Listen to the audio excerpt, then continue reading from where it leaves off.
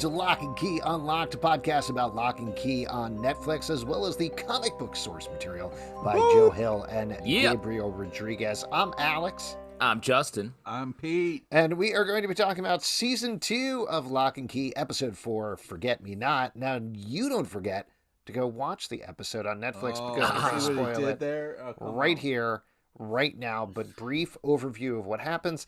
Justin, I think before we got on, you called this a little bit of a middling episode. It's sort of a middling episode, but let me just say, before we get into that, you say we're going to spoil this episode. I prefer to think we're going to celebrate it. Despite its middling nature, we're going to celebrate it. That's right. No celebrates. Celebrating sounds like it died a little bit. We're going to celebrate the life of this episode. It died? I don't know. Celebrations? That's how I think about celebrations. Exclusively go to funerals? Every time I wander into a birthday party, I'm like, whoa, you're going to die someday. Who died? We're going to celebrate using the ghost key. Yes, we're going to celebrate using the ghost key. Now, a bunch of different stuff happened in this episode. The main thing that we're dealing with is the fallout of the previous episode, where Duncan got his memories back. However, as we find out this episode, just because he got his memories back doesn't mean he remembers magic. Ooh. So as Bode describes it, partially through the episode, they broke Unca Dunc, which is very unfortunate. So that's a lot of what they're dealing with here. Also, same thing with Jackie, who's slowly losing her memory of magic. Both for Uncle Duncan and Jackie, we're definitely getting ramped up here in terms of the reasons that they need this memory key to get things back. That's what they're starting to head towards. Meanwhile, Gabe and Eden are essentially reassessing at this point, now that they are out of Whispering Iron. How do they create this weird key that they want to create, whatever purpose it has? And while they're clashing, Scott points out to Kinsey that maybe things are not okay with Gabe and Eden. He thinks potentially it's in a smoochy smooch direction. Instead, it turns out to be in a little bit of a stabby stab direction. Stab. Kinsey doesn't necessarily know that yet, but she starts to become suspicious as well of Gabe and Eden and everything that's going on there. And ultimately, that's sort of where we end up in the episode. Gabe has some Whispering Iron by the end, so presumably we'll see a key sometime soon. Lots of other things go on here. But yeah, like Justin said, I don't think there's anything wrong with a middling episode. You need episodes. That's why. Stop it's in the saying middle. It. Stop saying it. It's not a middling episode, all right? Sniveling episode. That's what I think, really. Pete, you're starting to sound like a middling child right now. Listen, she got her fear back. There was a lot of great things that happened this episode. I'm not going to sit here and let you just... Sounds like you got your fear back of us saying the word middling. Yeah. Pull that right out of the old brain pan. As I open Pete's head key, close. Well, let's talk about some of the plot lines that happen in this episode then. Pete, since you're gung-ho, you, I believe, thought it was the best episode of the season so far. Opposite of me and Justin. Go ahead. What made this the best episode ever? First off, unlock it for us, Pete. Oh, thanks. I would love to. First off, you had the ghost showdown, which I was very excited about. You're seeing the parasite on the back. You're getting a lot of key information here. And the fact that you guys are brushing over this shit like it doesn't matter and it's a middling episode makes me very angry. Here's the thing. Just because it was a middling episode doesn't mean that it's bad. I loved the ghost confrontation. I think we learned a lot that, fuck with Chamberlain Locke. Yeah. And I'll tell you what, if you think about the middle of things, the middle of the burger is one of the best parts. It is celebrated as the best part. Definitely. Yeah. I don't like middles. Give me the rest of the burger. Thanks. This season premiere of Lock and Key was like a real bun of an episode. Some are.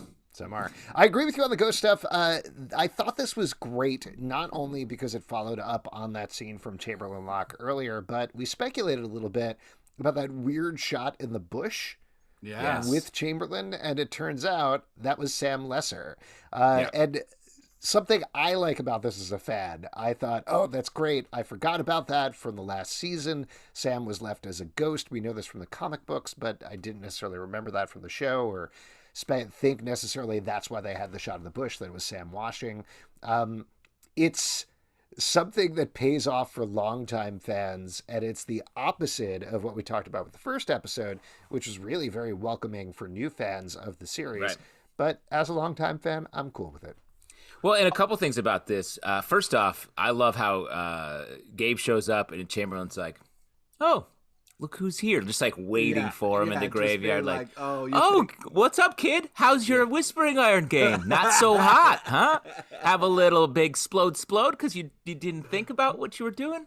And Chamberlain, I love how quickly he's like, "You lied to me." He's like, "You're damn right I did. Yeah, I lied to you right out the gate. You lied to me first, bro. I saw your shit."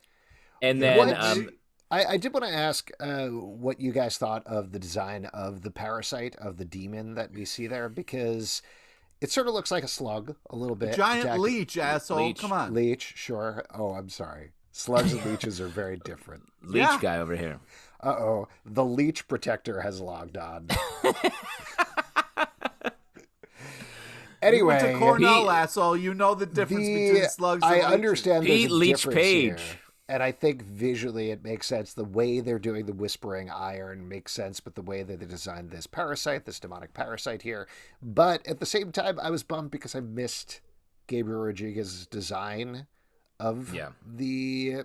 I don't even remember, I'm sorry, what they're called necessarily in the comic book. But those creatures in the comic book, they're different than how they treat them as demons in the show. So I'm okay that it's different, but his design is so good. I missed that a little bit. Yeah, the sort of more xenomorphy type H.R. Geiger inspired maybe demon. What I like about this is it matches with, it sort of feels like a piece of the whispering iron, like a living bit of iron around there. So I think that's cool. And I really like the way that Sam is introduced without any context, reintroduced. And that makes you wonder, like, what have Sam and Chamberlain been doing all that time? They're buddies? Yeah, what do they talk about? Also, I feel like they have very little in common, but it does feel like Sam seems to be doing good. Like we think Chamberlain Locke is good. Yeah. Sam, notably, not good. Yeah. Maybe they're like, Sam's like, I like killing people, and Chamberlain's like, I'm dead. They're like, that's in common. Oh, icebreaker. Icebreaker. I Let's think do some trust falls. The problem that happened was that Chamberlain was way too confident in Sam's ability to fly. Gabe outflew him at the end there. That was heartbreaking to watch. You gotta give somebody a little bit more of a lead. Pete, I don't mean to interrupt you here, but Chamberlain 100% gave it up at the end there. Yeah. Way too easy. He's like, oh, I'm shiftily looking to the side. Go, Sam. Go, fly. Yeah. Sam should have just gone. What was he waiting for? As soon as he started talking to him. Let's be honest. Chamberlain's a bit of a, he loves the drama. He's a messy bitch, and he's bringing, he wants to play it out as a little run and gun, and we get the fun battle. Talk about some great acting from Gabe with the battle for Gabe's body. Yeah, stop punching yourself, Gabe. Yeah, it was fun.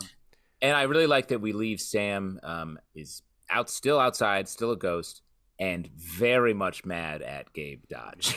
Even angrier if possible. So do you think we're going to see at some point during the season a second round ghost down?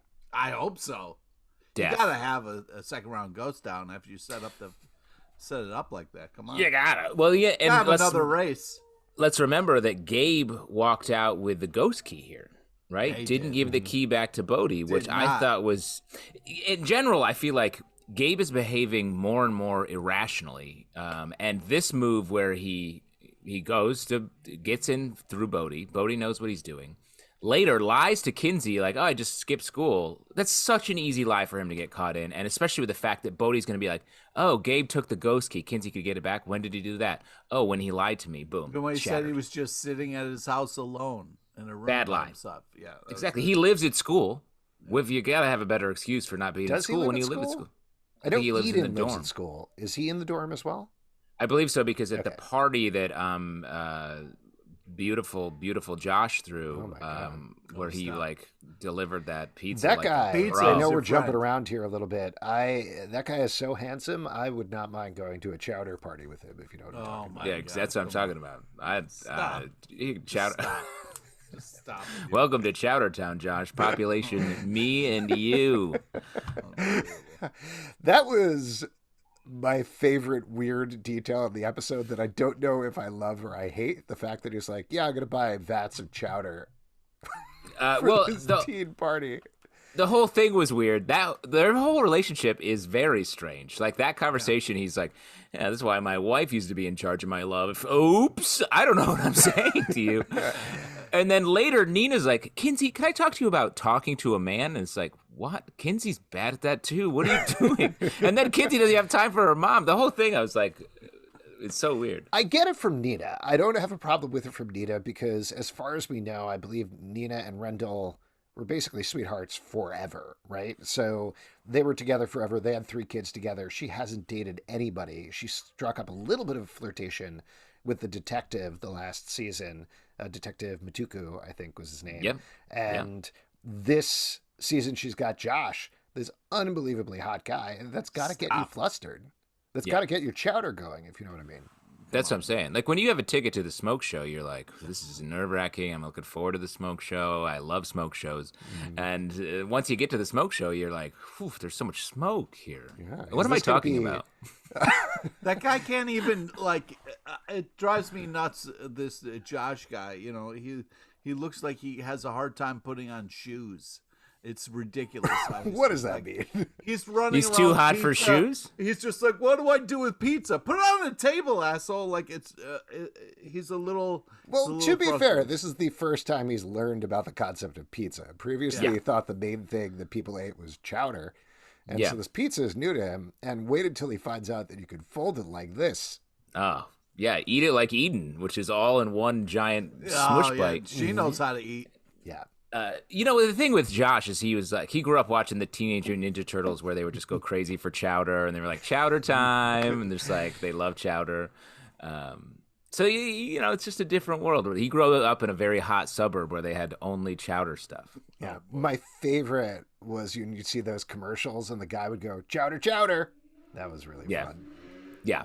Oh, you mean Little Caesars Chowder House? Yes. What a popular chain. Yeah, I'd usually get the 2 chowder deal when I was growing up. That was good. We'd finish it off with my family and it smelled disgustingly like fish. Yeah. Yeah. Anyways, another night of bottomless chowder. We can move on, please. I don't think we could ever move on from Chowder and Josh, the 2 hottest things in existence. No. I love a chowder. What are you feeling, in all honesty, about Nina and Josh's relationship at this point? I mean, Justin, I know you said it was weird. You hate it, Pete? I hate it. Yes, absolutely hate it. Because I don't trust Josh at all. Well, here's the thing. I'm starting to trust Josh more for a couple reasons. One, he has whispering iron, doesn't know what it is, knows it's important, but keeps it in a very obvious box. I mean, make that a necklace, put it in your hot pocket, your hot jeans pocket, or something, so you can keep your hands on it. Because he talks about Which big pocket hits, is your just hot real pocket, quick. Justin? tiny what one. thing's important to you? Do you store in a hot pocket? I just wanna... The hot pocket's a very tiny pocket in your jeans because there's the regular pockets and there's that extra tiny one. That's the hot pocket. Because That's I store most of my pocket? money in hot pockets, the food. Yeah, that's good. That's investing. That's what I investing buy a bunch is. of pepperoni hot pockets and I put all my money in there and then I scatter it around the house. Same Because with if Jim. Pete comes over and he eats one, I still got lots of other hot pockets. Interesting. Pepperoni hot pocket. I only have chowder hot pockets. What is a pepperoni hot pocket? What does that taste like? You gotta stop chowder taking tastes like financial chowder. advice from Jim Gaffigan, man. Well, let me say, you put your money in a popular hot pocket like pepperoni, you're gonna get robbed. You got to put it in an awful hot pocket like pea or something, a pea pocket. My favorite thing about Chowder Hot Pockets, though, is the slogan, bring on the hot goosh. Yeah, What? true. That's also a chowder hot pocket is like a chowder water balloon. We were getting so many hot chowder water balloon fights when I was a kid. So fun, dangerous. You don't want to get tagged. It's like Squid Game, but for What is happening? Did you grow up in one of those places where they had chowder on tap? Like you go to the playground, you could just stick the balloon right on there and get the hot chowder in the balloon. I was on the track team, and after a big race, we would go run into the locker room, fill up our Nalgene's with a bunch of chowder and just guzzle it because we were so dehydrated. I was always very jealous of the people on the rich side of town because they had both Manhattan and New England on tap. I know. I'm from the the New England side of the tracks as well. I don't have any of that uptown Manhattan shit. Oh, But boy. I dated a girl from the Manhattan chowder side of town. What a romance. Oh, man. Speaking I of, love a nice Manhattan chowder girl. They smell like tomatoes. You know what I'm talking about? What a tomato. Speaking of Uptown, Tyler, classy move, takes Jackie to Bath, Jane Austen's house. That was nice. Mm-hmm. iTunes comment, 5 stars. Talk a lot about chowder, though. Didn't understand the chowder talk on the Lock and Key podcast. They kept bringing it up. The one host seemed mad about it, and he would randomly bring up other plot points in the episode to try to derail the chowder conversation. But nope, it only kept going back to chowder. Great chowder cast. Yes, let's talk about Bath. Sorry. Well, though, before we get to Bath, I do want to talk seriously. So I do think Josh is maybe not a villain, but he seems to have some knowledge that I think the Locke family will need about the history of Key House. I'm hoping Gabe kills him. Oh my God! Two very opposite ends of the spectrum. I agree with you, Justin. Just in terms of, I think it could go either way. Honestly, at this point, like he could have nefarious means, but he seems way too dorky and oblivious for that. Granted. Yeah. We got the same thing from Gabe the last season where he did turn out to be evil. But I agree with you. There's certainly something going on with him in terms of the history. We got the colonial soldiers in the redcoats right at the beginning of the season. Now we have him talking about kind of the same history. I think he said his relative was there back in the day, right? The bad guys. I feel like maybe his relative will be who had the demon in him, is what my guess is. And we're going to get a fun flashback, I keep saying. Yeah, I do wonder, though, just because the rules on this show are different, are we going to get a sort of thing where the demon is passed down through family or something like that, potentially? Whoa. And I don't know. Well, and I do think Josh is playing everything a little, to Pete's point, is a little weird. He is a little out of touch with the modern world. So there may be something to what you're saying, Alex. I also think Nina's hesitant to get in this relationship with Josh because all of the people she dates die. So that's stressful as well. Yes. The scene where he's showing everybody around his office, though, was very funny and fun, even though it was kind of a dumb thing to do, given students probably aren't going to care about this stuff, and it does ultimately tip Gabe off to where the whispering iron is, but very fun anyway. Lights Doug up, makes Doug happy. Doug loves it. Anything that makes Doug happy makes me happy, honestly. Yeah. Aww. Do you want to talk about Tyler and Jackie, Pete? Yes, please. Thank you. So Tyler is kind of struggling with what to do with Jackie. She is aging and getting more into adulthood, and he's still trying to live decrepit by this point. Go on. In the Peter Pan world. And so it's a great idea, for her birthday, which is very sweet what he did for her lockers. Of course, the other people around her locker got to be pissed, but I think it was super sweet. She really appreciated it. And then, they quickly go to Bath, and it's a nice thing to do. Oh, nothing like a couple's bath. I always say. What I like about this is they find out Uncle Dunc has the Anywhere key. They are suddenly like, whoa, how do you have that? Everyone's a little stressed. Bode, especially, the most responsible member of the Locke family. Yeah, right.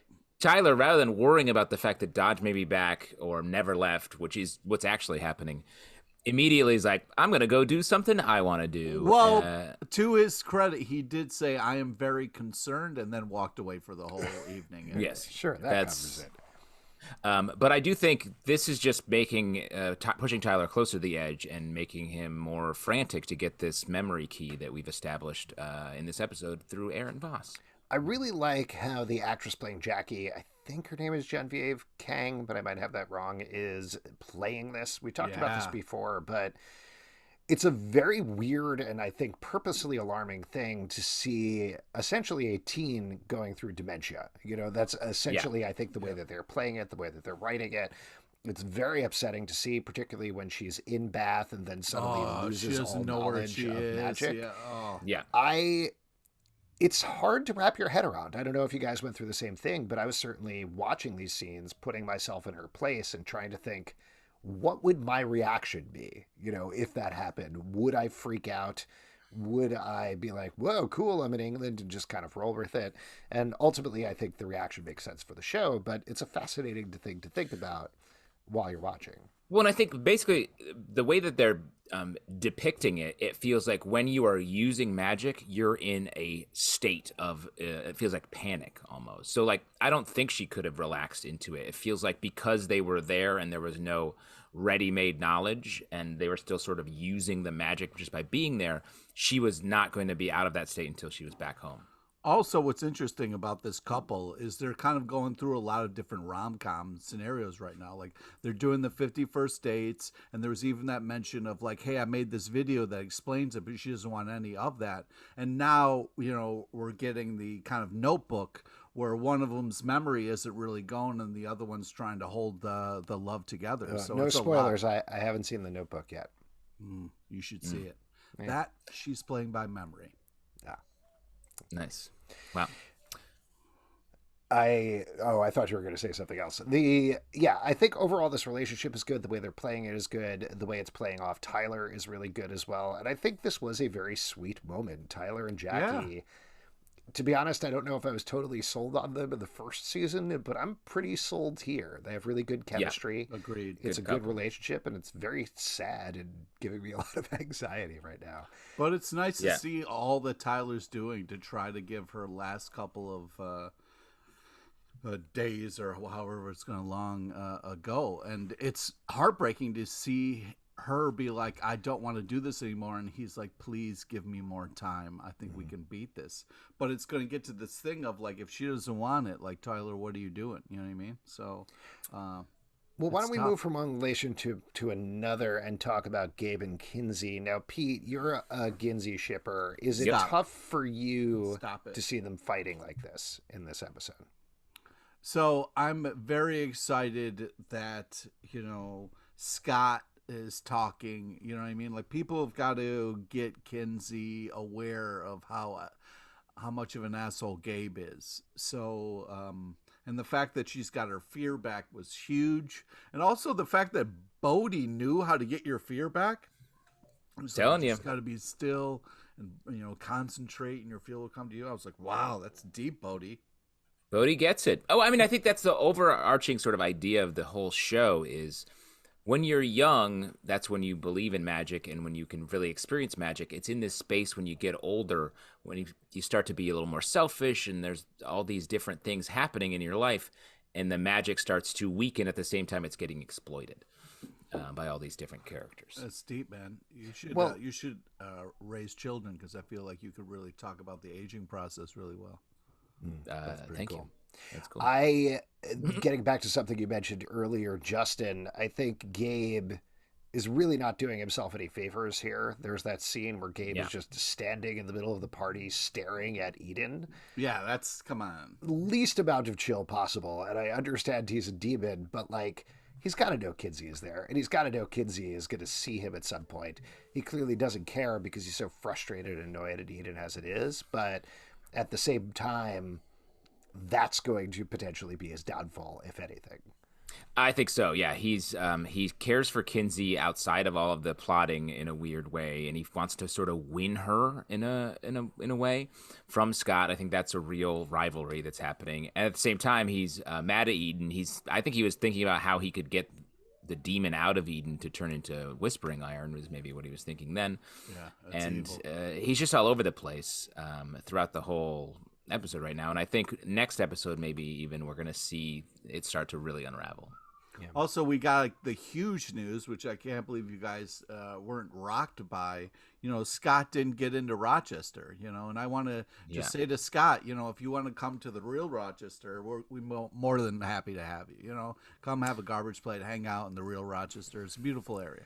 Yeah. Now, how do you guys usually bar people from Rochester? Because they didn't really go over that in the show too much. Do you have city walls or something? Yeah. Well, it's it's kind of like a big chain link fence type of thing. Mm-hmm. But also to get in, you got to eat a whole garbage plate. And if you can't do that, you can't get in. I applied to the garbage plate program at Rochester, and they said they couldn't allow me in unless I hit myself in the face with a shovel over a dozen times. Yeah, I was too smart. We needed to dumb down a little bit. You got to be committed if you want to get in. You know what I mean? Man, yeah. I hope Scott applies again next year, and I hope he can really make it, because it'd be really wonderful to see the two of you hanging out together. Agreed. I just, I feel bad that Scott didn't get in, but man, that was a crazy kind of reveal in this app. The way it was not like told, Kinsey had to kind of find out. That was interesting. What do you think it's going to mean for their relationship going forward, though? I'm pulling for Kinsey Scott all day. Well, I guess what I mean is that he didn't get in. Is that something that's potentially going to weigh on him in a certain way? Will he... I don't know. I could see a world where potentially he weirdly blames Kinsey for it in some way. You know what I mean? Take it easy on that. It's not her fault. I'm just saying it could be like he was concentrating too hard on his relationship with Kinsey, and so he never made it into Rochester. Wow, interesting. I do think, well, it depends on how things go down here with the love triangle, because it does feel like Kinsey's mad at Scott in this episode for the way that he acts with her, doesn't really trust him because he's talking about a magical reason that she thinks couldn't have happened. So, but I think she does when she finds out that he didn't get in. She's upset for him, but also a little happy that he's going to be there. So it's complicated, but I think they're going to come out all right. And it's tough, I mean, you send out a bunch of applications, you apply for your dream school, but it's sometimes you got to be able to kind of roll with those no's in life. So it'll be interesting to see how Scott rebounds. You know what I mean? We can't all get into Cornell. That's right. You got to roll with the nose. Like sometimes I end up having to eat like a potato soup. Or some sort of other wet, like a bisque goop. Yeah, like a bisque, like a chowder of some sort. Yeah, well, I'm just saying. Sometimes I don't get my chowder, and I have to settle for a different, lesser soup, broth. Well, we don't have chowder, but we do have Pepsi. Is that okay? I'll take it. Just put it in the microwave for 20 minutes. Let's talk about Unca Dunc, because there's some big stuff that's going down with him this episode. Aaron Ashmore is doing a great job here. Given the fact that he was not really in the first season, there's a lot of emotional weight and a lot that needs to go on with him. And I'll tell you, in particular, the scene where he's lying on the bed and Bode won't go away and is like, when are you coming out? And he's like, please just let me lie down for like 2 minutes. As a parent, I felt that. Yeah, I bet. Yeah, I bet the kids are just banging on the door, like, "Give me a minute." But the kind of like thing of him like sitting on his bed and then going and getting those photo albums, and I think since we're old, we should explain. Like before, people would take pictures, on a phone. There was like a thing called a camera. And it would just take one picture, and then you would put it in an album and save it. That's how much you like that one picture. I'm not familiar as a cool teen myself, but go ahead. Okay, yeah. Let me ask you. So an album is like paper Instagram? Yeah, exactly. If you could only, take your favorite 10 photos, you know what I mean? How do people comment on them? You would get a pen out and then write on the photo album like, "Hey, cool pic." Sounds inefficient to me. No, thank you. Thank you so much for the offer. Thank you so much. Thank you. Yeah. I'm good. What did you guys think about the Uncle Dunc plot line in this episode and what's going on with him? I think it's good. I mean, it's stressful. It feels like he's really suffering. We see a lot of him truly suffering this episode. Can't deal. But I think we're building toward him reliving the moment where he made the key. I think that's going to be an important thing, especially to sort of bring together a couple of the plot lines. Gabe and Eden's plan at the end of the episode is to kidnap Kinsey so that she can make a key, potentially. But she doesn't know how to do that. I think Uncle Duncan, when his memories are unlocked with the memory key, will know how to do that. Also, Alex mentioned the acting, and Uncle Dunc is going through a lot, and we kind of had him at the end breaking down and crying, but then at the last second before we had the fade to black, it was almost like he was okay with where his memories were, or maybe like he got a kind of memory that kind of made things, because there was like a little bit of hope, a little bit of light in his eye just before it kind of cut to black there. So it gave me hope that maybe Uncle Dunc is going to be okay and not just kind of like, really, I didn't get that at all. We're talking about, this is the scene at the end where he starts to picture Bode as young Rendell, right? Yep. And he's, at this point, he's already discovered... Or young him? Is it young him? Is it young him? I thought it was young Rendell. No, it's young him. Oh, it's young him? Yeah. Huh. throwing yourself out the door. Yeah. I get it. That's why he's like, you're not real. And then throws him out the door. And then both Bode and him are crying. And then as he's crying, he kind of like looks up last second before it fades to black. And then kind of like, oh, maybe he's got something. I think next episode we're going to get a search through Matheson Academy to find the memory key. We get the sort of the scenes we haven't talked about are Erin, Voss, and Tyler trying to figure this out, and Kinsey as well. And they go into her memory, which I thought that was played really well as well, where she's like nervous to potentially be trapped back in her own mind again. But she goes in, gets the memory, they watch it, and they have a big clue to where the memory key is. Yeah, but that's also huge for Erin to do. Like the fact that she's willing to kind of go back there, and then there's that moment where it's like, I promise I won't like let you be a vegetable in a fucking institution for a bunch of years. I mean, that's a hard promise. Like you got to feel like, oh man, this is exactly what I'm going to do after you say that out loud, right?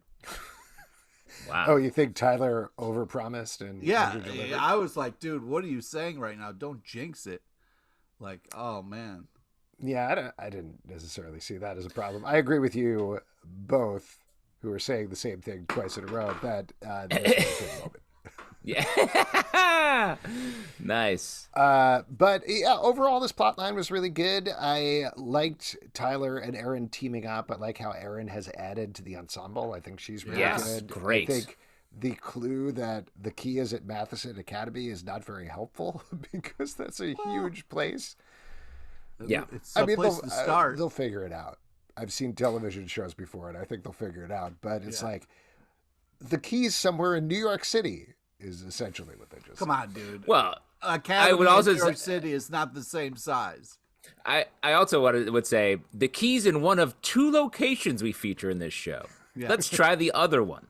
Is sort of what was going on here. Yeah.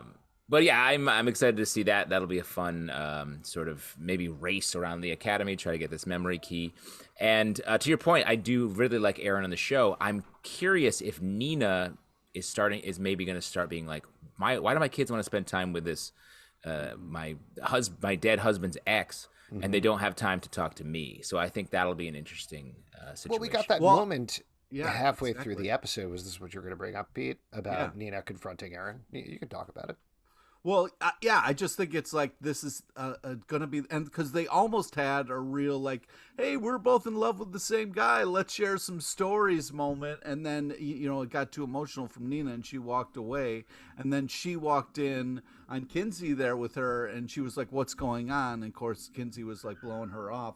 And we got to see why Kinsey has a problem with her mom in this kind of like scene at the end there, because Kinsey was like, Mom, I'm having a lot of issues with red flags and like knowing what to listen to and what not. I need some guidance. And she was just like, trust your gut, kid. I'm out. It was like, what the fuck kind of shit is that? You should be like, yeah, if there are red flags, it turns out you're dating a demon. You should kind of get out of that scenario. And of course, she's just, I mean, as parents yourself, you had to be upset about that moment.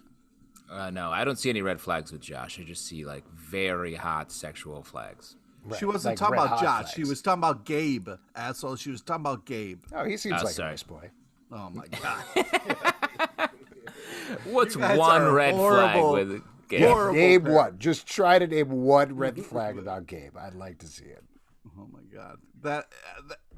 I was a little disappointed. I was like, Nina, you deserve the cold shoulder after that fucking advice bomb that you give. Wow. She is trying so hard. And in terms of dramatic arc, I appreciated, we're 4 episodes in the season, so there's not a lot, but I appreciated actually seeing a little bit more of that because it's kind of felt like, I talked about this a couple of episodes back. It is weird as a comic book reader from the first season of the show to see Nina be happy and settled. And that's what she's been in the first 3 episodes. And not that I want to see characters suffer, but seeing her be in a place where she's uncomfortable, doesn't know what she's doing, and losing control of her family, I was like, there's Nina. That's the Nina I know. That's the character I know. Here we go. That's awful. So I felt good about that. What other moments did you want to call out, if anything, from the episode? Oh, man.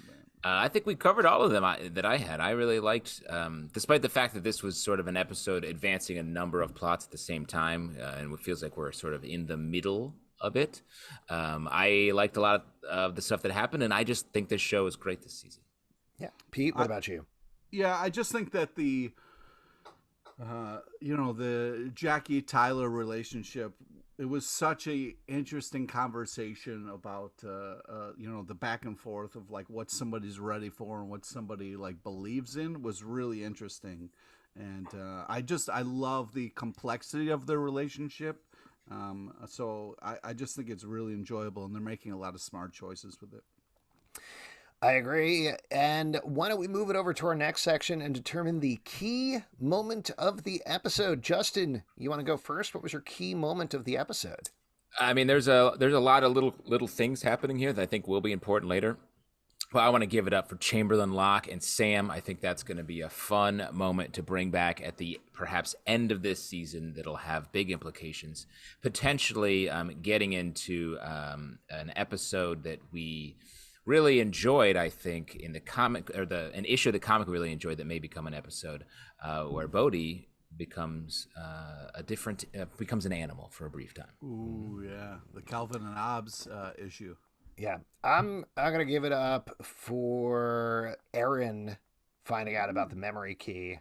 I think just in terms of moments, that's the big takeaway from the episode, right? Like that's Tyler's plot line right now. Certainly that's the big thing with Duncan as well. It's not necessarily what's going on with Erin, Eden and Gabe, but in terms of 2/3 of the major plot lines out of this episode, the memory key is where it's at. So that certainly points to where things are going forward. And like you said, maybe we're going to get some sort of chase around Matheson Academy as the good guys and the bad guys both try to track down this key. Pete, what about you? Key moment? I gotta give it up for the Unca Dunc moment where he's kind of walking around in a little bit of a fever dream and goes to the workshop. And we saw the whispering iron. So I feel like the kind of clues dropping that Dunc is going to be the key maker moving forward is important. So I thought that was the key moment. All right, there we go. If you'd like to support our podcast, patreon.com/Comic Book Club. Also, we do a live show every Tuesday night at 7 p.m. to Crowdcast on YouTube. Come hang out. We would love to chat with you about Lock and Key. iTunes, Android, Spotify, Stitcher, or the app of your choice to subscribe, listen, and follow the show. At Lock and Key Pod on Twitter, Instagram, and Facebook. comicbookclublive.com for this podcast, and many more. Until next time, keep it locked right here. Chowder balloon fight. Hot.